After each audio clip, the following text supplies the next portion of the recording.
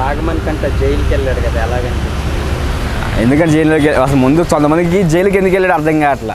ఎందుకంటే hero zero అనే game ఏదైతే జరిగిందో సాటర్డే రోజున, ఆ రోజున ఎక్కువ జీరోలు మనకంటే వచ్చింది, అందుకనే జైల్లో వేశారనమాట.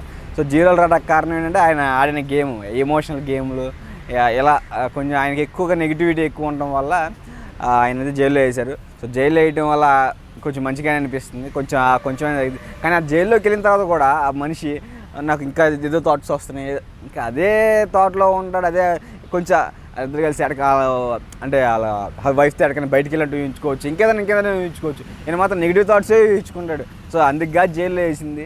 సో ఇవన్నీ ఆపుకొని కొంచెం మంచిగా గేమ్ మీద ఫోకస్ చేసి గేమ్ ఎలా ఆడాలనే దాని మీద పెట్టుకుంటే బాగుంటుంది.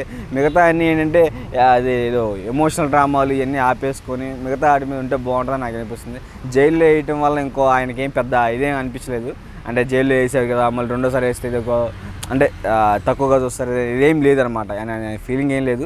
బట్ కాకపోతే వచ్చింది కానీ మళ్ళీ ఎదరమ్మవులు అనమాట, మళ్ళీ నార్మల్ అయిపోయింది. అదే ఫీలింగ్లో అదే డిస్కషన్, అదే రొట్ట స్టోరీ లాగా అయింది, అలాగే ఉండిపోతుంది అనమాట. సో ఇలా కాకుండా ఆయన మారితే బాగుంటుంది గేమ్ ప్లే. ఎందుకంటే ప్రతి వీక్ ఆయన సేవ్ చేసుకుంటూ వస్తున్నాం కాబట్టి ఆయన గేమ్ ప్లే మారితే బాగుంటుంది. అందుకే జైల్లో వేశారు. బట్ అది కూడా అర్థం చేసుకోకుండా ఆయన మళ్ళీ వచ్చిన కంటే మళ్ళీ ఏదో రొటీన్ రొట్టలాగే అలాగే అనిపిస్తుంది, రొటీన్ లాగే అనిపిస్తుంది నాకైతే.